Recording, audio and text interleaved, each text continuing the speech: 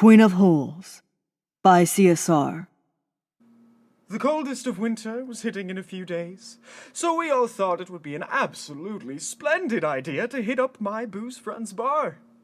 This was the exact same bar that I had met my boo in, of course, but don't get me wrong. I don't go to bars often, but there were meet-up places for us, and Carisi Mays if I ever wanted my brother's unsightly shenanigans away from my home. Jabez isn't so much of the disrespectful type. It's more of Barcel I worried about. Oh, Barcel. The dear middle child who I would go years without seeing. And then he'd show up out of the blue to either ask for some sort of ridiculous favor or money. And all the while being rude to us by berating things or people we liked, our style, our appearance, and our hobbies. Then he'd go and act all inclined, like he was the nicest brother and we all owed him something for whatever reason. And so he'd go about bragging about himself and his friends and anything he could pull out of his little person. When going to the bar with Marla, Darlianne, and Brother Javis, I hadn't planned to or even thought about the chances that my freeloader brother would show up. Not only did Brother Barcel come, but he came directly to us, acting as though we had all planned to meet up. Like this was no coincidence. Dear Lewin! Barcel blurted in a large voice. And Jarvis! I knew I would find you two quickly enough. I just knew to follow my nose and I would find you no problem. I wasn't even searching long. I found you immediately. My instincts are as great as ever, I see. Let me guess. Brother Javis started in a syrupy cold tone. You want money. How insulting! Can't a man just want to enjoy the company of his brothers? Barcel paused and looked over at Darlianne and Marla. Ah, how rude of me. I wasn't aware that you were in the company of beautiful doll faces. Barcel placed his hat to his chest, then back on his head. Enchanté, dollies. I am the more charming brother Barcel. He extended his hand to Marla, who took it without second thought. Barcel placed his lips on her hand and then proceeded to kiss Marla all the way up her arm. This obviously placed her in a lot of discomfort and put the rest of us in a foul mood. Barcel? Javis grabbed him by the collar before I had the chance to. Off! I am sorry that I am a slave to beauty. I just knew that with such exquisiteness in our presence, it would need the attention of one more worthy. Your simple-minded philander is not welcomed among our party. Go elsewhere for that. And besides, it is incredibly transparent that Marla is very discombobulated by your behavior. Marla? Barcel pushed Javis off of him. Did you say Marla? As in the Marla? Barcel then went into a full bow. Oh, my lady, my services are fully yours for the taking. Get up, you fool. You're embarrassing her. You do her wrong. Therefore, you get no baby doll tonight. Lewin, Barcel looked up at me as he gestured to Darlianne. you can take the blonder one. Excuse me? Darlianne said in a frustrated hiss. Barcel, I started. You should know that I stopped myself. Telling him I was into men would only cause more of a scene with him, so I found a way around it, but so that it was still truthful. That I am in a very happy, committed relationship. Sure you are. He nudged me as he winked. I am serious. Oh, baby brother, no. You're still so young. Don't settle down too quickly. I shook my head in frustration at him. So, I began, Brother Barcel. Barcel diverted his attention back to me.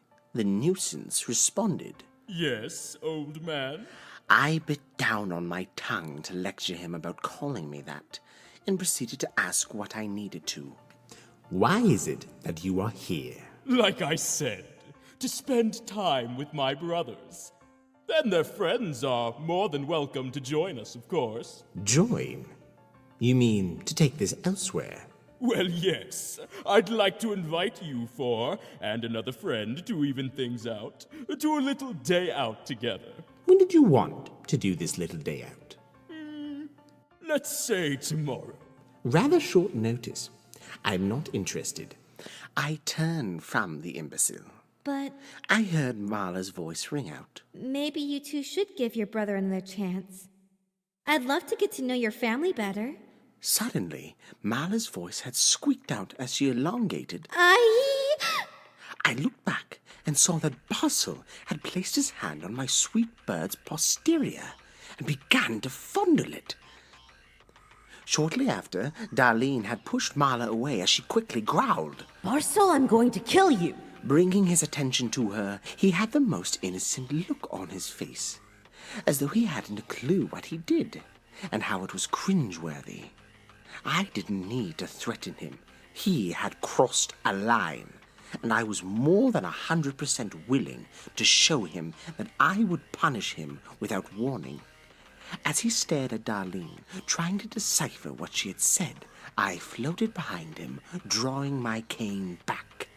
Once Darlene saw me and what I was about to do, she retreated to Marla's side to give me space as I landed a hard hit across the fool's broad jaw. Guess your brother has me covered. I watched him fall to the floor in shock, holding his fresh wound against his gloved hand. I raised my cane again and smacked him several more times.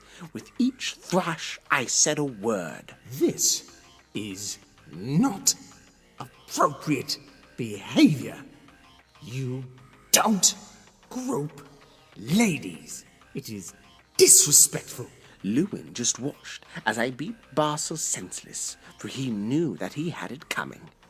Darlene hadn't made any physical attempts to stop me, but she cleared her throat to bring my attention to the horrified look that had crossed Marla's face.